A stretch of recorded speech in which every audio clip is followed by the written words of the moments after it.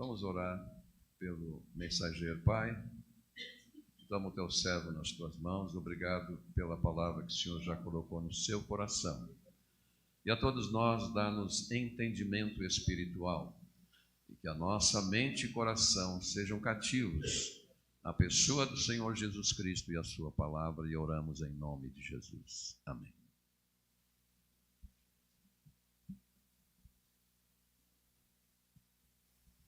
Graça e paz, irmãos.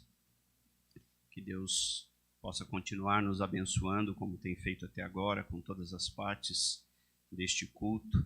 Continuamos orando, crendo no poder de Deus sobre a vida da irmã Doroti.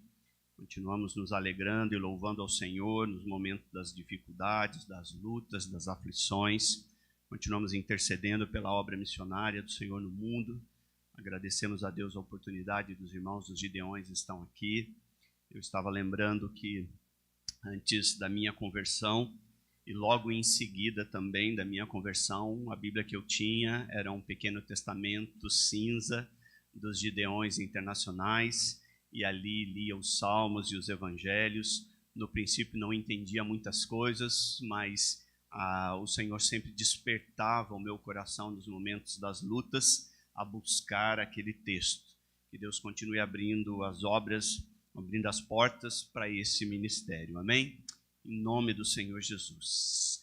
Queridos, eu queria que vocês abrissem suas Bíblias no livro dos Salmos, o Salmo número 102.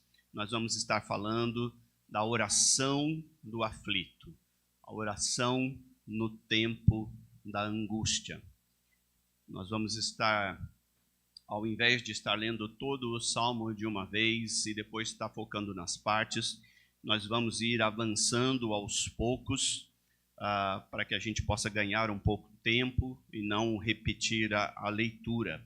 Salmo de número 102. Antes de nós fazermos a leitura deste salmo, eu queria estar explicando um pouquinho para os irmãos a estrutura dessa poesia. Esse salmo é dividido, a princípio, ele tem algumas divisões internas, mas a princípio ele é dividido em 5 partes. A primeira parte são os versículos número 1 e 2, em que o salmista pede que o Senhor possa estar ouvindo a sua oração. Depois nós vamos do verso 3 até o verso número 11, onde o salmista coloca diante do Senhor toda a situação em que ele está vivendo. De repente, do versos 12 até o verso número 22, muda completamente a visão do salmista. Ele como que tem uma visão, ele se lembra do Senhor e daquilo que o Senhor está fazendo, daquilo que o Senhor irá fazer e dos propósitos do Senhor. Do verso 23 até o verso número 27, o salmista tem uma visão que nós vamos ver maravilhosa a respeito da brevidade da sua vida, da eternidade de Deus e da glória do Messias de Israel. E então o verso 28, o salmista faz uma conclusão muito importante, não só para aquele momento que ele estava vivendo, mas também para a minha vida e para a tua vida. Alguns dos salmos é difícil a gente determinar exatamente o contexto.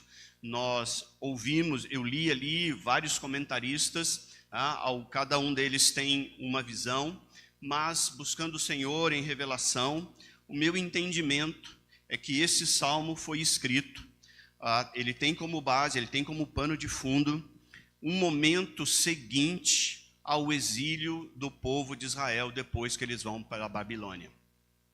Ele não é um salmo que a enfermidade, que a dificuldade do salmista veio como um momento natural da sua vida, como um momento em que cada um de nós vamos enfrentar, mas veio como uma consequência daquilo que o povo de Israel viveu, daquilo que Deus avisou o povo que aconteceria, e de repente o salmista ele se vê no meio dessa situação.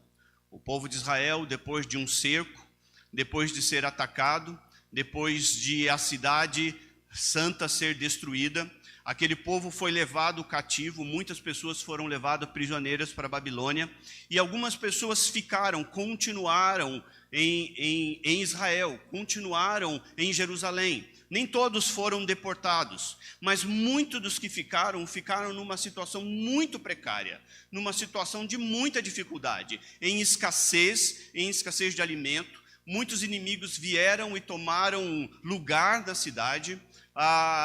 Muitas pessoas ficaram enfermas, ficaram adoecidas, não tinham o que comer, e além de tudo isso, os inimigos ainda os cercavam. Então, o meu entendimento é que o contexto, pelo próprio texto que nós vamos ler, eu não quero entrar nesse detalhe agora, talvez no meio a gente consiga enxergar um pouco melhor, mas o próprio texto nos mostra a possibilidade de esse salmo ter sido escrito neste momento. Eu estou falando uma possibilidade porque o próprio texto bíblico ele não afirma que foi, mas ao lermos e relermos e prestarmos atenção nos detalhes, isso começa a nos parecer como uma possibilidade muito evidente. O texto então começa, mesmo antes do versículo 1, diz que isso é uma oração de um aflito, que desfalecido, ele derrama a sua queixa, o seu lamento, ele derrama a sua dificuldade diante do Senhor. E o salmista, então, ele começa a sua poesia.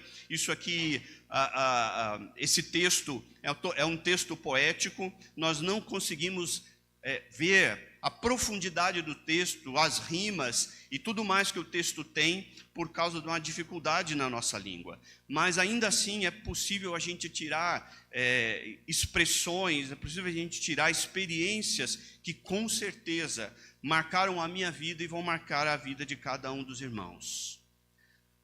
Primeiro eu quero dizer, queridos, que eu imagino que na tua experiência existem orações e orações. Os irmãos concordam comigo? Há orações que nós já fizemos, e elas são muitas, que nós não lembramos dessas orações.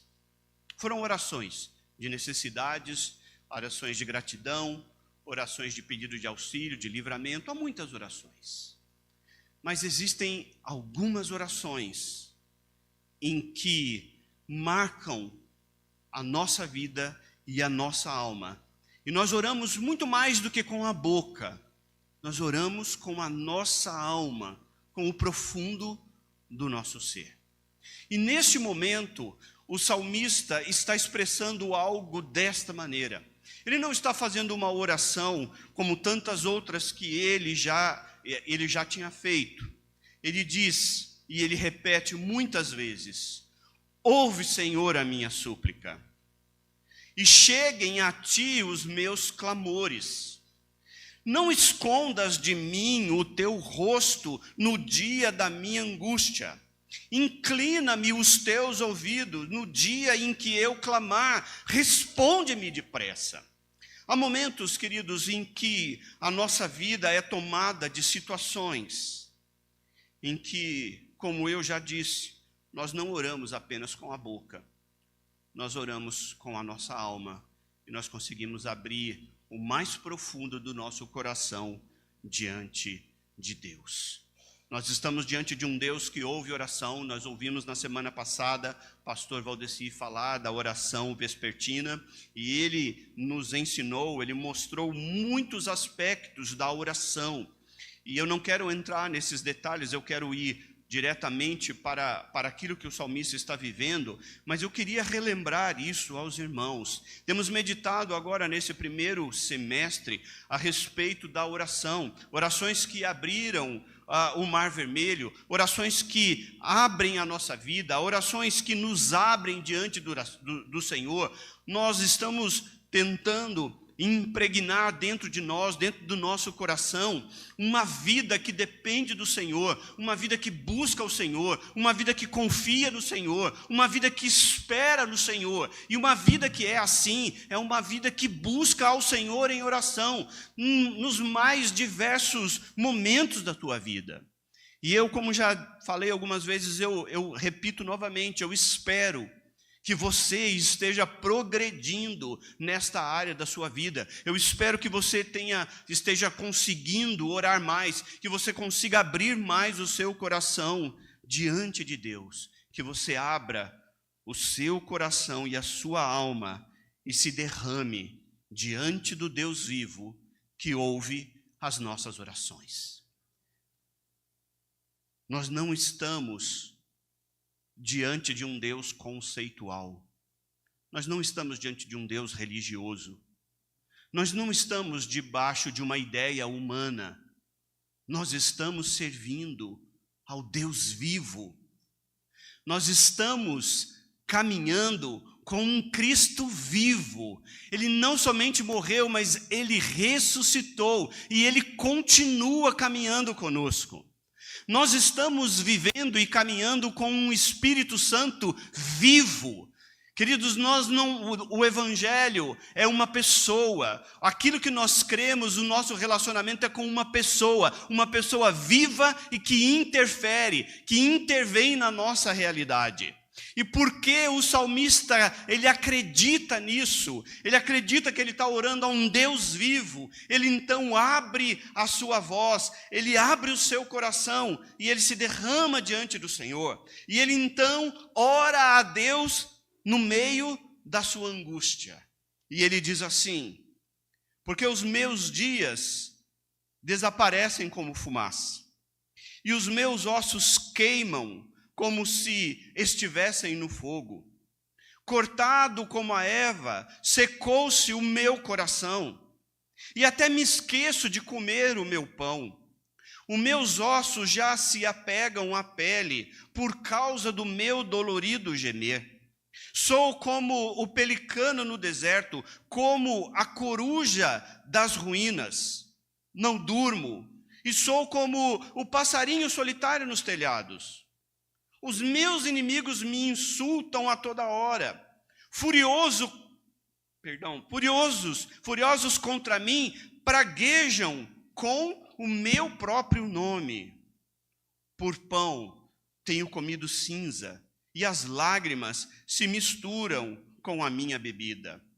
Por causa da tua indignação e da tua ira, porque me elevaste e depois me abateste. Como a sombra que declina, assim são os meus dias, e eu vou secando como a relva.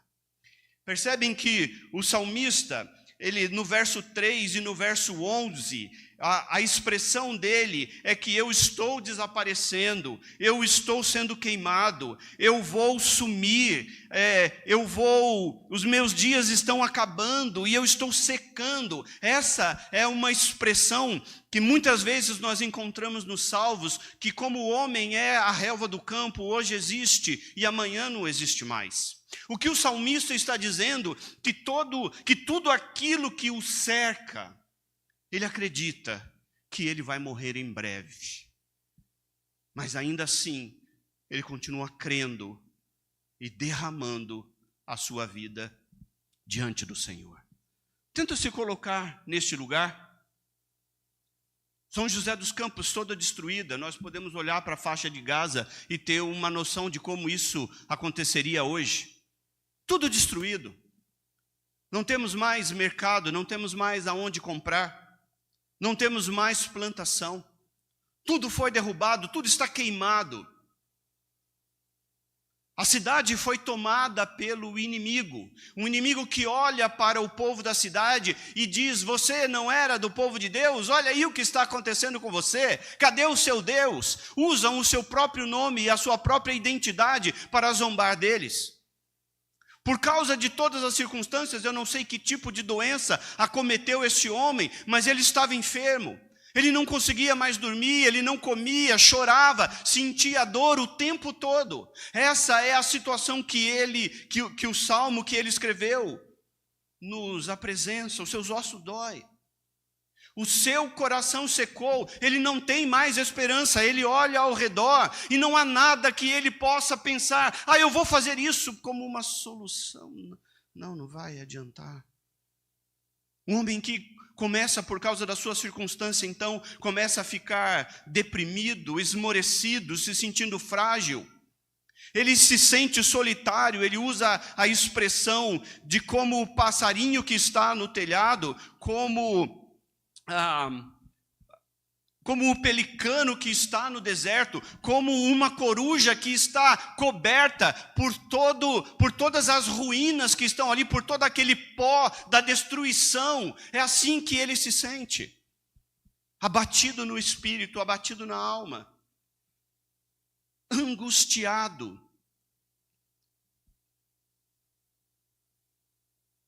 E ele, no meio disso tudo, ele olha para o Senhor e ele diz: eu sei, Senhor, o Senhor me elevou e o Senhor também me abateu por causa da indignação da tua ira.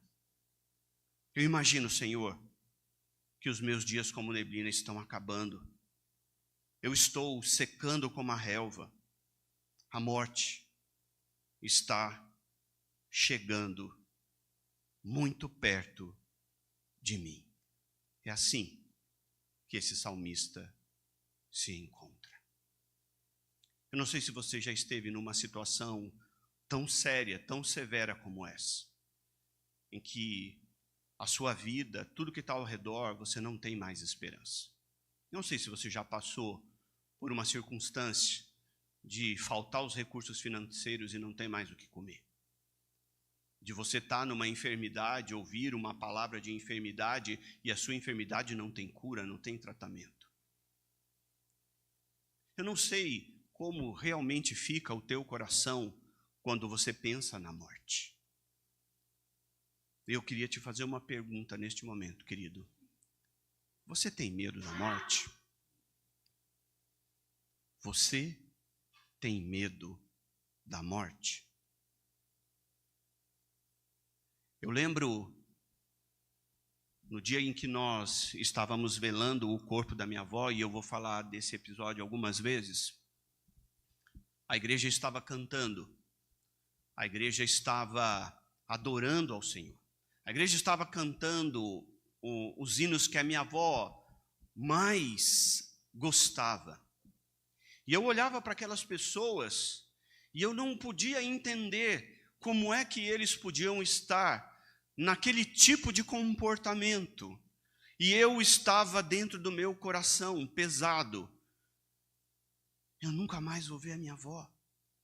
Me sentindo culpado por, como jovem, não valorizar tanto assim a minha avó, estar vivendo a minha vida, e mesmo ela enferma, eu cuidando da minha vida, não pude desfrutar tanto da presença da minha avó. E aquele pensamento de que, e se estiver chegando o meu dia, e se eu morrer?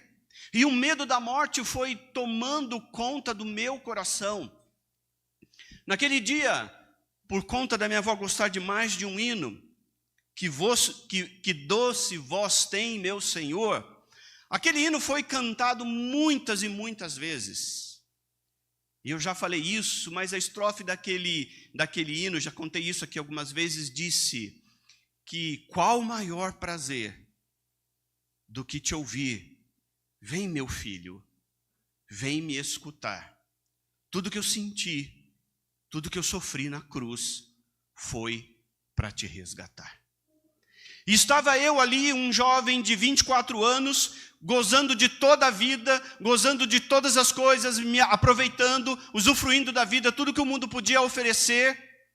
E estava ali a minha avó morrendo, e eu com medo da morte, e de repente ouvindo essa canção, que não existe mais, não existe melhor prazer do que ouvir Jesus dizer, vem meu filho, vem me escutar, e eu condenado, e eu preso nos meus prazeres, nas minhas alegrias, que naquele momento não me consolavam, não me davam esperança, não me davam segurança, e ouvindo esse hino dizer que não existe um prazer maior nesta vida. Nada pode se comparar a tudo que nós experimentamos nesta vida. Não existe maior prazer do que ouvir Jesus dizer, vem meu filho, vem me escutar, porque tudo que eu senti, tudo que eu sofri na cruz, foi por você, foi para te resgatar.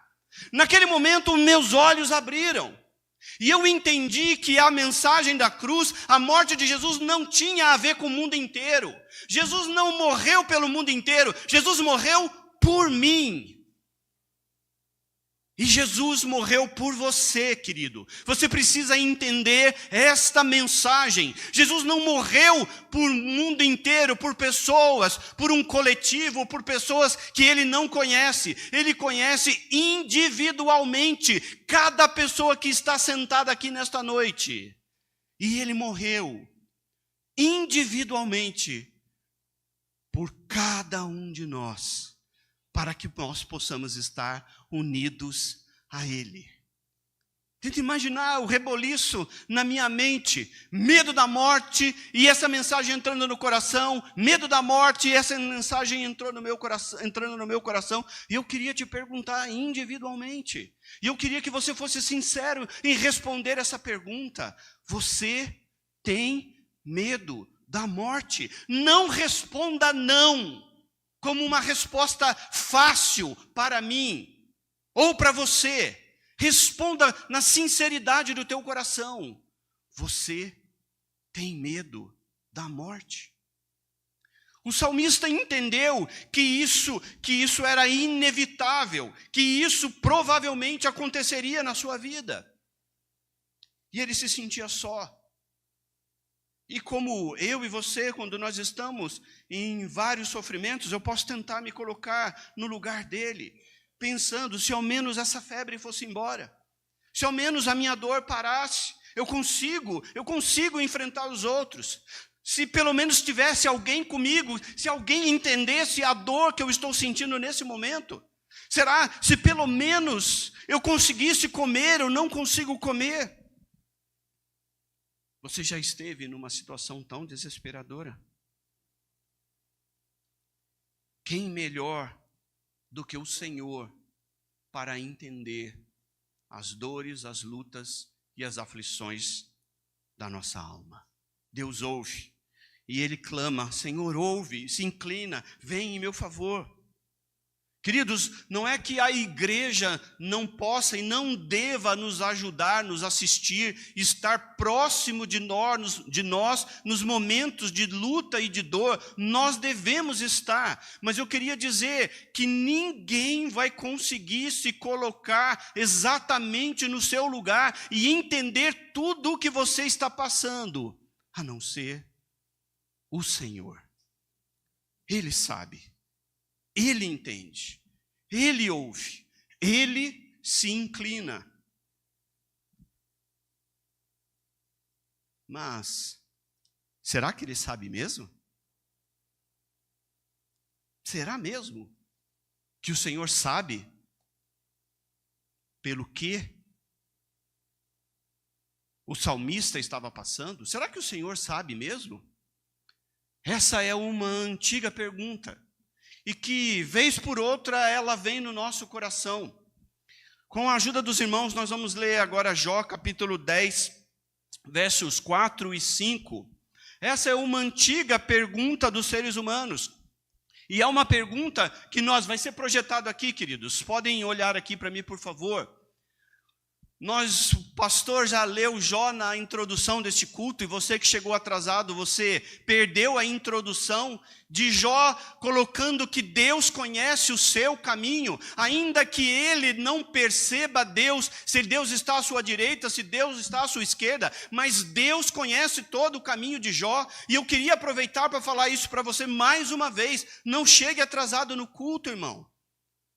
Você não chega atrasado para poder ir no cinema, porque você não quer perder a introdução. Deus já falou no princípio deste culto, com a leitura que o nosso pastor fez, a primeira coisa que ele fez. E nós continuamos lendo Jó, e Jó coloca isso para o Senhor. No momento das lutas, no momento das perdas, nos momentos da dificuldade, Jó é sincero e coloca isso diante do Senhor. Por acaso tem olhos de gente?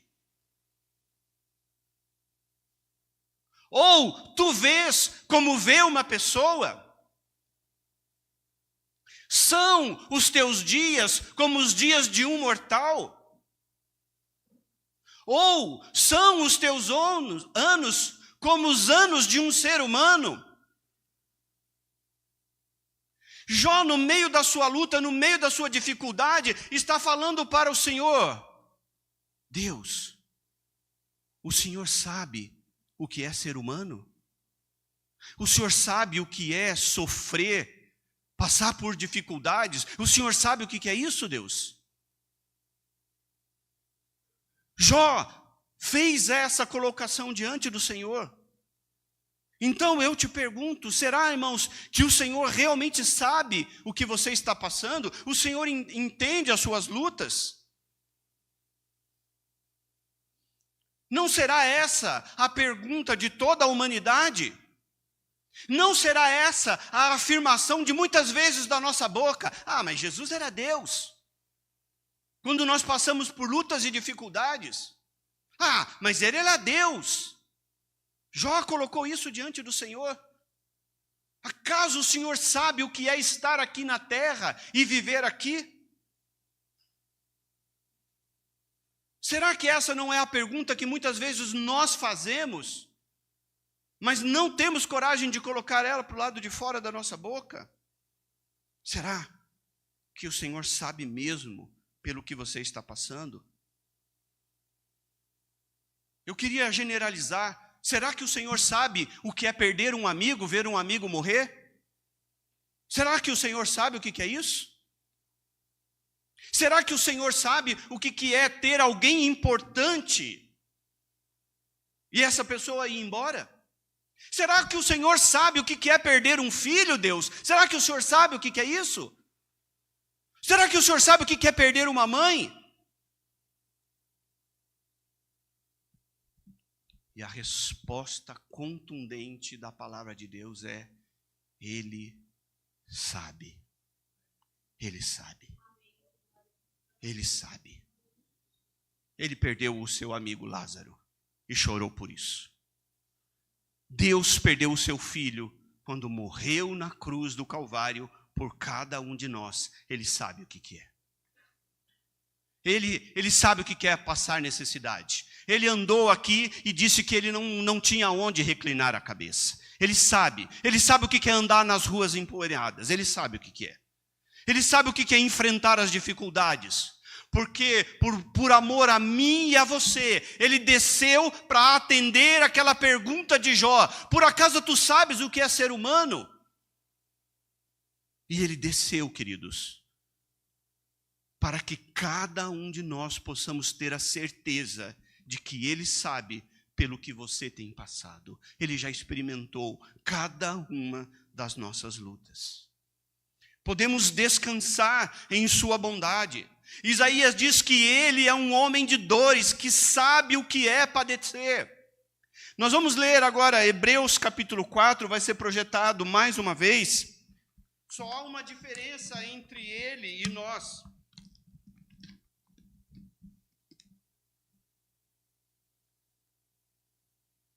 Hebreus capítulo 4, verso 15 e 16 diz assim: porque nós não temos um sumo sacerdote que não possa se compadecer das nossas fraquezas. Pelo contrário, ele foi tentado em todas as coisas à nossa semelhança, mas sem pecado.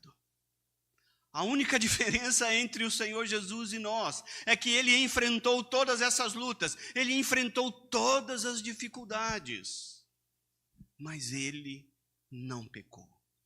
Ainda que ele tenha colocado diante do Senhor: Senhor, se for possível, passa de mim esse cálice, mas todavia seja feita a tua vontade e não a minha. Então, porque ele é o nosso sumo sacerdote sem pecado, o verso 16 diz: portanto, aproximemos do trono da graça com confiança, a fim de que recebamos misericórdia e encontrarmos graça em momento oportuno. Em outras palavras, o Senhor está nos respondendo: eu sei o que é estar no lugar de cada um de vocês. Eu não pequei. Por isso, você pode entrar diante do trono da justiça, e eu vou então pesar a minha mão sobre você. Não é isso que a palavra que nós acabamos de ler? Não.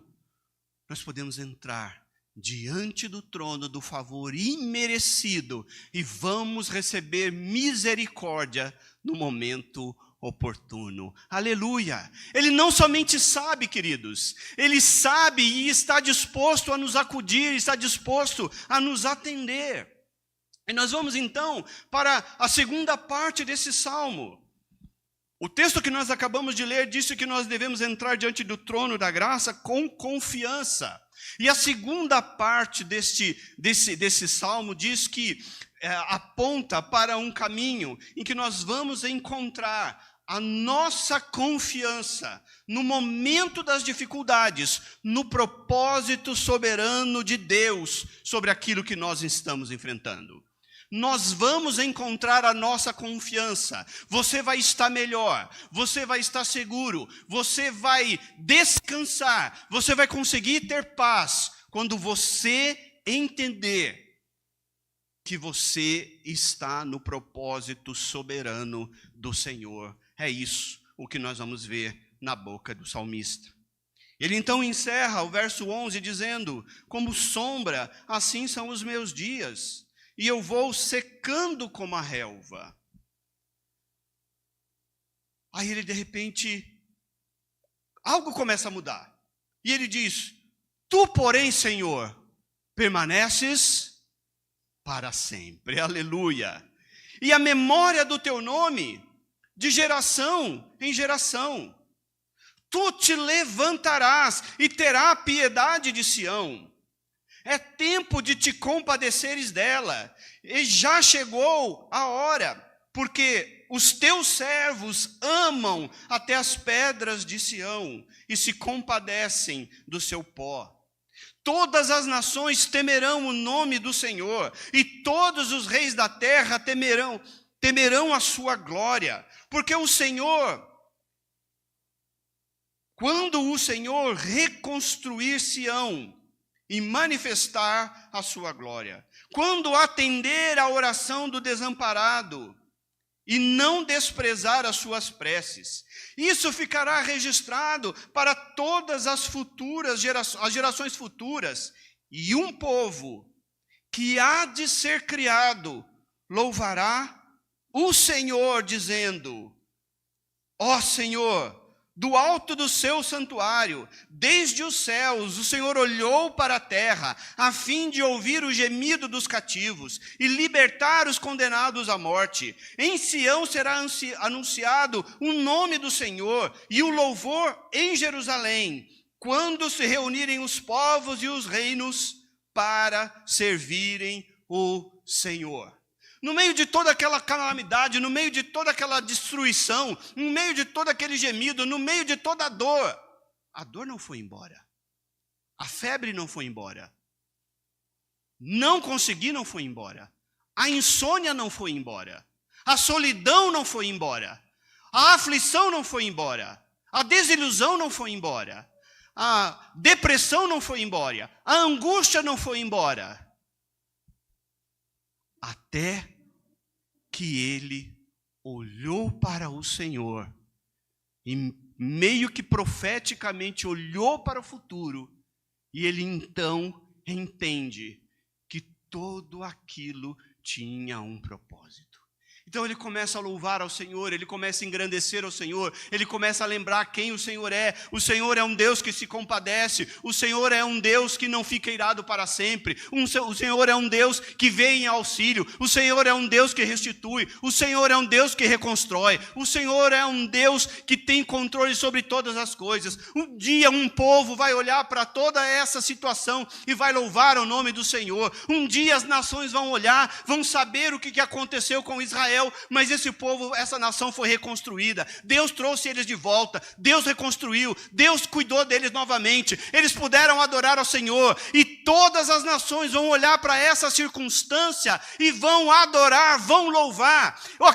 Esse salmista está olhando, irmãos, para você sentado aqui ou levantando os seus braços nesta noite, adorando ao nome do Senhor e sabendo tudo isso que nós estamos passando tem um propósito, tem um motivo. Eu não sei até quando nós vamos suportar isso aqui, mas vai chegar o dia, vai chegar o momento que um povo que nós nunca ouvimos falar, um povo que não conhece o Senhor, até esse povo vai adorar o Senhor. Então, queridos, o que nós entendemos, o que nós aprendemos de lição, é que todas as coisas que cercam a nossa vida, o Senhor tem um propósito com elas. Nada foge ao controle do Senhor. O Senhor conhece cada uma das suas dificuldades, e Ele desceu do trono da graça, veio aqui, viveu conosco, experimentou tudo que nós experimentamos, voltou para lá, está intercedendo por nós. E nos ensina, de maneira nenhuma, a esquecer que Deus continua no controle de todas as coisas. Ele tem nas suas mãos as chaves da vida, do céu e do inferno. Ele é o Deus soberano. Ele tem todas as coisas sob o seu controle. Ele passa a vislumbrar que existe algo além dele mesmo, além daquelas circunstâncias que ele está enfrentando. Nossas vidas, queridos, precisam chegar num ponto em que a gente entenda que até mesmo na nossa morte, ou na morte daqueles que estão perto de nós, Deus tem um propósito e um testemunho de exaltação do nome dele e de salvação para aqueles que estão ao redor. Eu contei de quando eu estava naquela manhã, corpo da minha avó ali nós estávamos fazendo ali o culto fúnebre, adorando ao Senhor. Eu até então não, mas a igreja estava adorando ao Senhor por causa da vida da minha avó. Mas há algo que aconteceu 1 ou 2 noites anteriores a isso. Minha avó é esposa de pastor. Meu avô pastoreou em muitas cidades e alguns estados aqui no Brasil, e por causa da rigidez do meu avô, por causa da maneira dele ser, todos os filhos dele foram se desviando. De 11 filhos, apenas uma filha permaneceu firme, ainda que com lutas dentro dos caminhos do Senhor. Todos os outros filhos se desviaram, inclusive o meu pai. Na noite anterior ao falecimento da minha avó, eu não estava lá presente. Os filhos foram chamados porque os médicos disseram que ela não tinha mais nada que eles poderiam fazer para que eles pudessem então estarem se despedindo da minha avó. Diz a minha tia que estava lá, que a minha avó levantou a sua voz diante dos filhos que estavam ali e disse: Senhor, se for para o Senhor salvar, resgatar todos os meus filhos, minhas noras, minhas filhas, meus netos, que o Senhor me leve, mas que o Senhor salve a minha família. Naquela mesma noite a minha avó faleceu. Naquele dia que eu acabei de contar para vocês do culto fúnebre, eu me converti ao Senhor. Um tio meu se converteu ao Senhor, é missionário hoje. O meu irmão se converteu no dia seguinte, no sepultamento da minha avó. Poucas semanas depois, os filhos foram voltando para o caminho do Senhor. Deus tem propósitos, irmãos, com a nossa vida. Mas Deus também tem propósito, testemunho, quando Ele decide nos levar embora. Ele tem propósito também na morte. Deus controla todas as coisas. Nós vamos passar, irmãos, uma vida inteira para aprender uma única coisa: aprender a confiar no Senhor em todas as circunstâncias da nossa vida.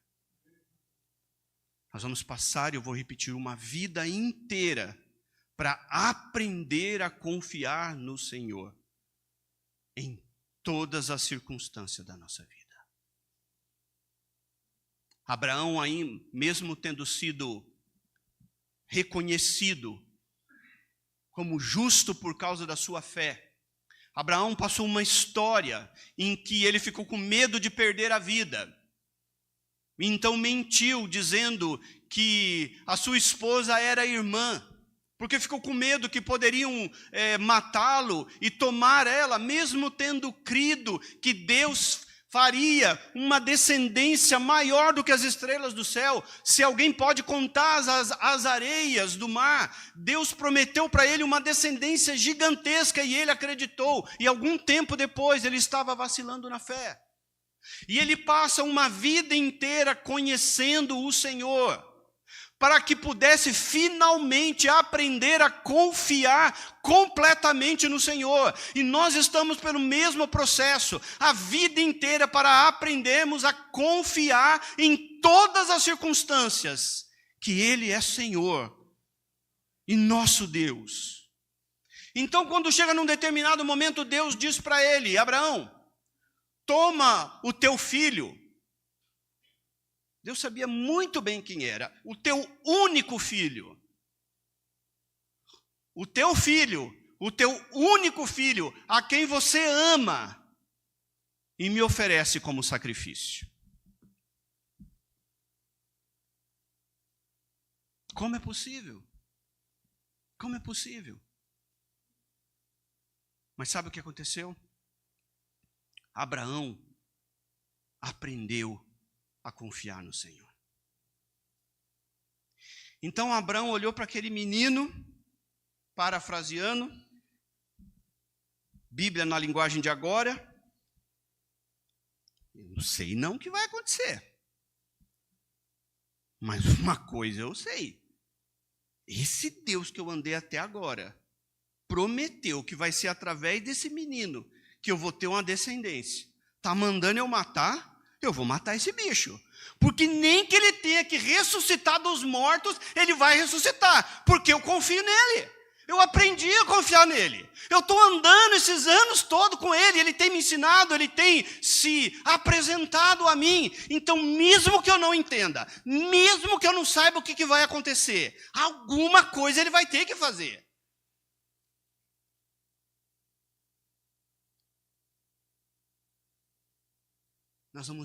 Nós estamos nesse mesmo caminho, irmãos.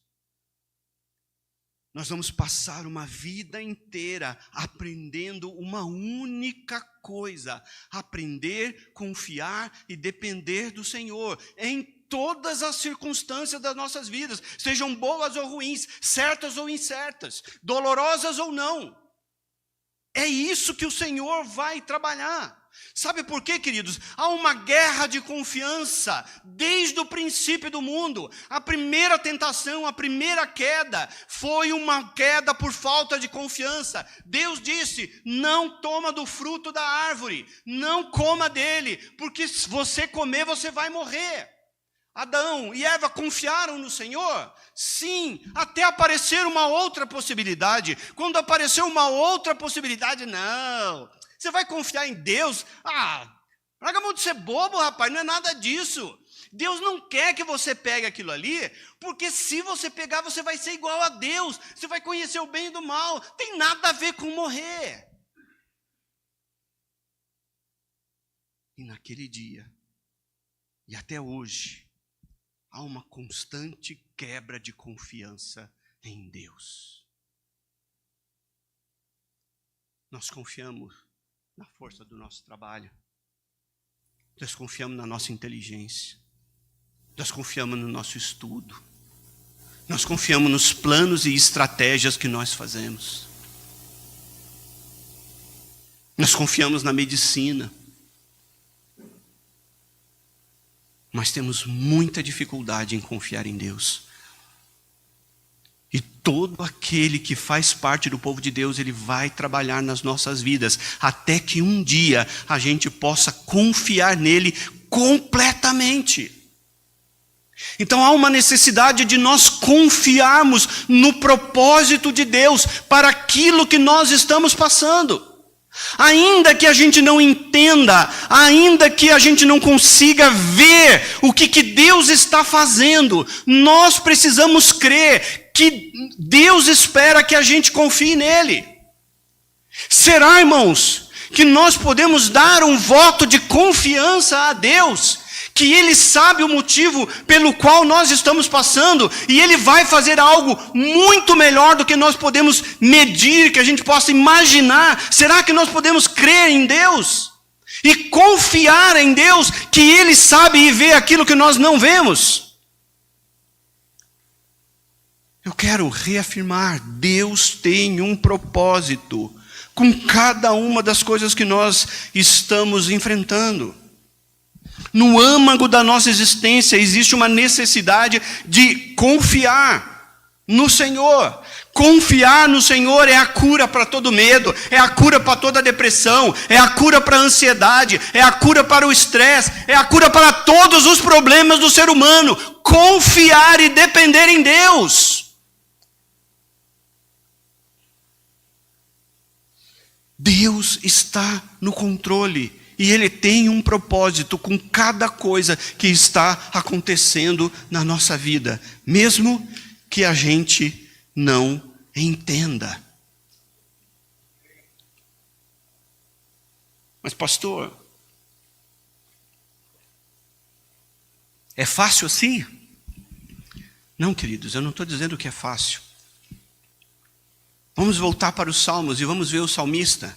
Ele estava lá falando de todas as suas lutas, de todas as suas dificuldades, colocando diante do Senhor. De repente ele tem um vislumbre do plano, do propósito de Deus, e ele começa a exaltar, ele começa a glorificar o Senhor, ele começa a olhar para o futuro, ele vê que os povos vão servir o Senhor, que os reis vão se curvar diante do Senhor. Mas de repente, verso número 23, ele diz: Ele me abateu a força no caminho e abreviou os meus dias. Eu disse: Deus meu, não me leves na metade da minha vida, tu, cujos anos se estendem por gerações, por todas as gerações. Você consegue entender o que está acontecendo aqui? Ele ora para o Senhor, ele adora o Senhor, ele reconhece o propósito, que tudo aquilo que está acontecendo, Deus está no controle. Mas de repente, irmãos, ele olha, mas Deus, o Senhor está fazendo tudo isso maravilhoso, mas e eu, Senhor, e eu? O Senhor me abateu, Senhor, mas eu acho que eu vou morrer, Senhor.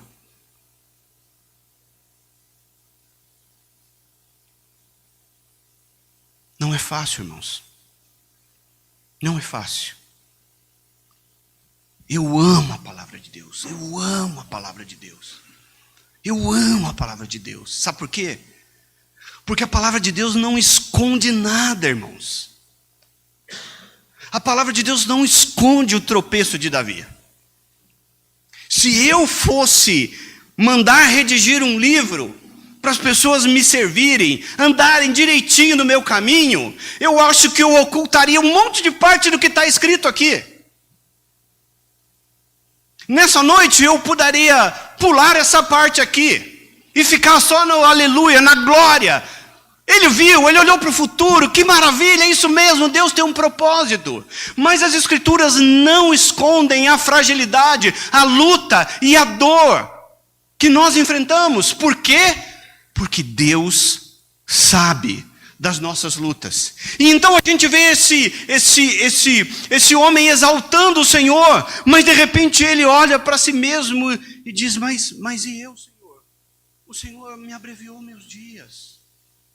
Eu estou na metade da minha idade. E no meio dessas frases, ele começa novamente Deus falar com ele. E ele olha para Deus e ele percebe: eu sou frágil, eu sou passageiro, mas tu é aqueles que o nome se estende por todas as gerações. O Senhor é um Deus imutável, o Senhor é um Deus eterno, o Senhor é um Deus grande. E ainda que não pareça nesse salmo aqui, mas nós vamos descobrir que ele começa a olhar aqui para a eternidade. Ele não está olhando mais para o que é passageiro apenas. Ele está olhando para a sua breve vida. Ele está olhando para o momento em que ele já vai padecer. Provavelmente eu não devo durar mais muitos dias. Mas em contrapartida ele olha e ele vê a eternidade. E ele começa a perceber que o Deus que ele estava adorando é um Deus eterno. E ele então, meus irmãos, ele tem um vislumbre, ele tem uma visão do Messias de Israel. Ele consegue, no meio dessa situação, enxergar o Senhor Jesus Cristo. Neste momento, ele olha, ele vê o futuro e ele enxerga Jesus. O texto diz: em tempos remotos, lançaste... por favor, Alexandre, coloca para mim Hebreus capítulo 1, verso 10. Nós vamos ler Salmos. Eu vou ler Salmos, ok? Eu vou ler Salmos. Vou continuar os Salmos. E os irmãos vão ler Hebreus, ok? Hebreus capítulo 1. Falando de Jesus, falando do Messias. Olhem para cá. Vocês vão ler aqui na tela, por favor. Vocês vão ler aqui. Vocês estão lendo Hebreus. Beleza? Deu para entender? Hebreus capítulo 1, verso 10. E eu vou estar lendo Salmo número 102. Em tempos remotos lançaste os fundamentos da terra, e os céus são obras das tuas mãos. Eles perecerão, mas tu permaneces. Todos eles envelhecerão como veste, como roupa os mudarás, e serão mudados. Tu, porém, é sempre o mesmo, e os teus anos jamais terão fim. O que vocês leram? Salmo 102. Não é isso? Está escrito em Hebreus capítulo 10, verso 1. Hebreus capítulo 1, verso 10. Mas vocês acabaram de ler o livro dos Salmos falando de Jesus. Naquele momento, ele parou de enxergar a sua circunstância. Ele parou de enxergar a sua dor, o seu sofrimento, a sua luta, a sua morte. Ele parou de olhar a restauração que ia acontecer em Israel, e nós adorando, e os reis se prostrando. E ele tem uma visão do Messias, de Jesus Cristo. E ele entendeu que aquele que iria para a cruz, aquele que morreria, aquele que daria a vida, aquele é o mesmo que existe por todas as gerações. Aquele é aquele que lançou os fundamentos da terra, é o mesmo que vai estar nos esperando no fim, aquele que pode tudo envelhecer, pode tudo passar, mas ele nunca vai passar. Aquele em que os fundamentos da terra foram lançados, tudo vai mudar, a história vai mudar, a terra vai mudar, o mundo vai mudar, os valores do mundo vai mudar, mas ele nunca mudará, ele continuará sendo como ele é, de eternidade a eternidade, ele é Deus. No meio daquela situação, ele tem um vislumbre da salvação, ele tem um vislumbre da história, ele tem um vislumbre do futuro, ele tem um vislumbre aonde tudo começou e tudo vai terminar, queridos. Ele tem um vislumbre de que, no controle de todas as coisas e da vida dele, está o Senhor Jesus Cristo. Meus irmãos, eu queria dizer para vocês que eu tenho uma dor no meu coração, que eu arrastei por algum tempo, e Deus agora me consolou. Nós estávamos enfrentando em 2021 uma situação de enfermidade da minha mãe muito grande. Num determinado momento, as coisas começaram a aparecer que a minha mãe iria passar. E eu não queria olhar aquilo. Eu queria continuar com um coração de esperança, com um coração de fé, com um coração crendo, com um coração buscando a Deus. E eu perdi algo, queridos, que se eu pudesse voltar atrás, eu queria ter mais um segundo com a minha mãe, apenas para isso. Irmãos, nós não somos dessa terra. Deus tem um lar celestial para nós. E naquele momento, ao invés de eu estar agradecendo e preparando a minha mãe, certo de que ela estava indo para as suas moradas celestiais, eu continuei apenas com palavras de esperança, que Deus vai curar, que Deus pode curar, que Deus vai curar, Deus pode curar, Deus é poderoso. E eu perdi a oportunidade de reconhecer que Deus estava levando a minha mãe, e não tinha nada de errado por isso. E poder, naquele momento, dizer: mãe, muito obrigado pela mãe maravilhosa que você foi. Obrigado por cada momento que a senhora me educou. Por cada momento que a senhora tirou coisas da sua boca e deu para mim. Mãe, descansa em paz. A senhora está indo para a sua morada celestial. A senhora está indo por um lugar muito melhor, de que aonde não há dor, aonde não há luta, aonde não há lágrimas, aonde não há sofrimento. Mas sabe, queridos, nós não queremos enfrentar a morte. A morte é o último inimigo a ser vencido, e ela é real. Alguns de vocês conhecem Lázaro? Conhecem Lázaro? Agora uma pergunta, por favor, uma interação. Alguns de vocês conhecem Lázaro? Ele ressuscitou. Vocês conhecem ele?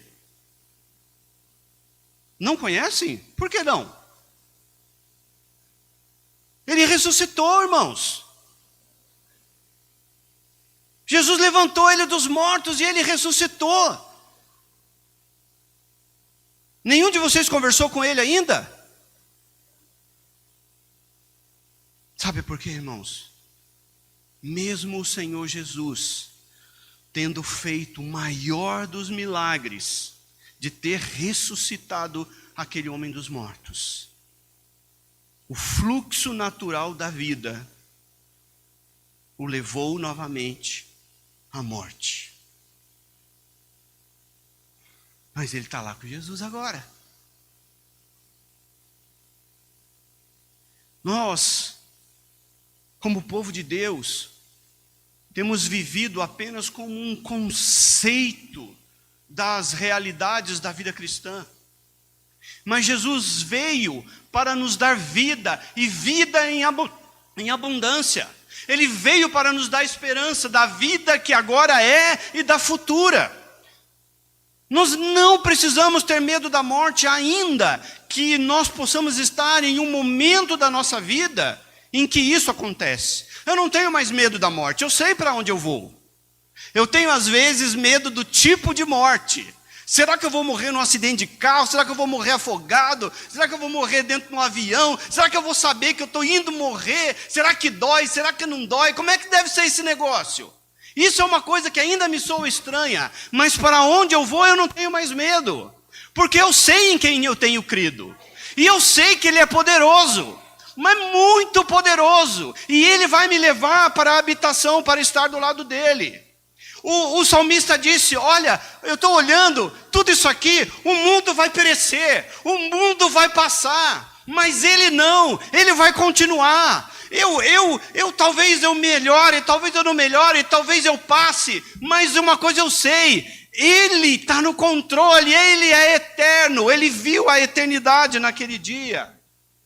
Queridos, nós muitas vezes interpretamos errado, quando o apóstolo Paulo diz que eu sei, para mim, o viver é Cristo e o morrer é lucro.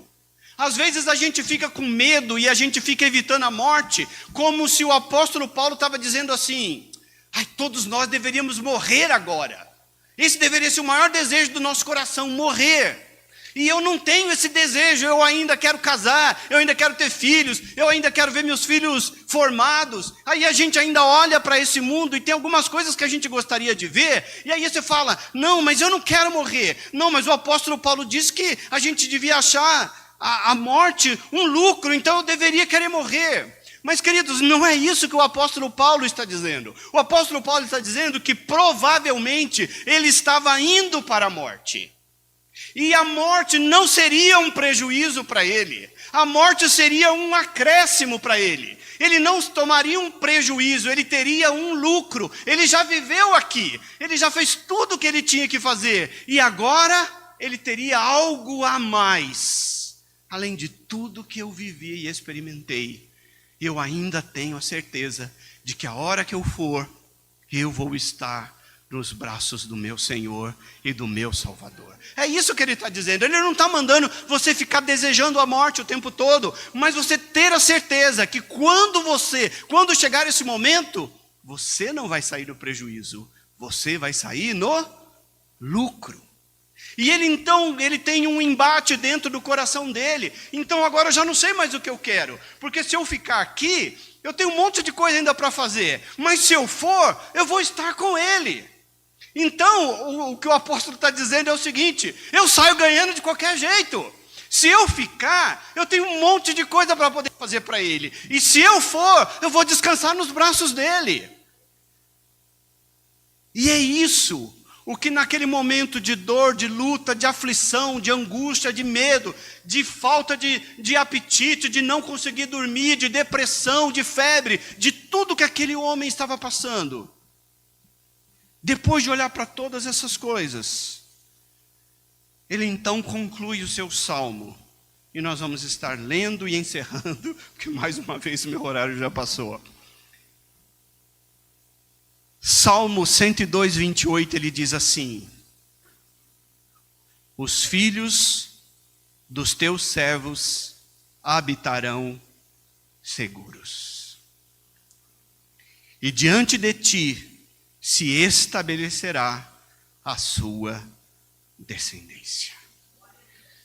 Meus irmãos, o Senhor Jesus, uma das frases aqui que o nosso pastor, um dos textos bíblicos que o nosso pastor sempre nos cita, que aonde é o nosso endereço? Aonde é o nosso endereço celestial? São João 14.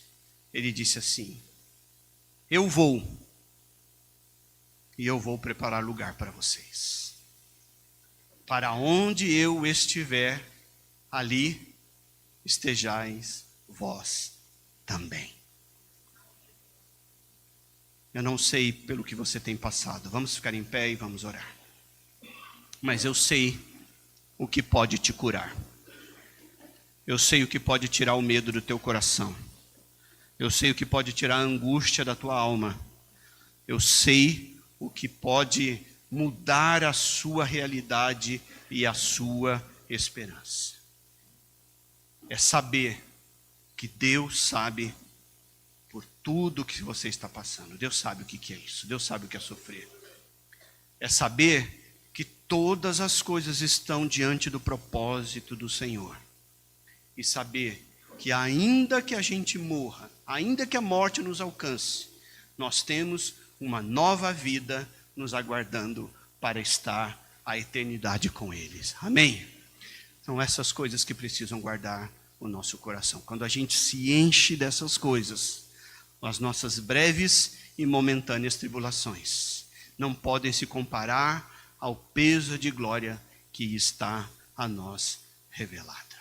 Que Deus te console, que Deus te guarde, que Deus te anime, que Deus restaure a esperança no teu coração, porque Ele tem um futuro maravilhoso para cada um de nós. Amém?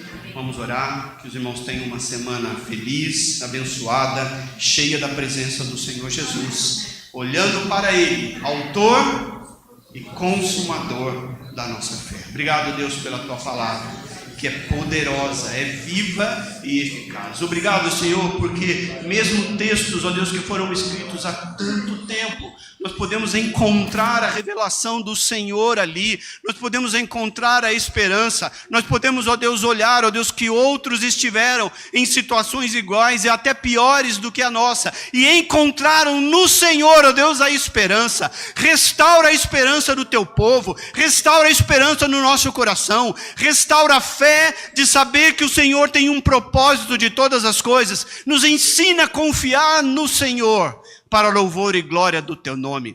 Leva-nos em paz, ó Deus, debaixo dos teus cuidados. Leva-nos em paz, debaixo, ó Deus, da certeza de que o Senhor é vivo e o Senhor está conosco todos os dias da nossa vida. Que a graça salvadora do Senhor Jesus Cristo, o amor de Deus, o nosso Pai, e a consolação do Espírito Santo sejam conosco e conosco permaneçam todos os dias da nossa vida até a volta do Senhor Jesus. E nós dizemos... Amém, aleluia. Vão em paz, em nome do Senhor Jesus.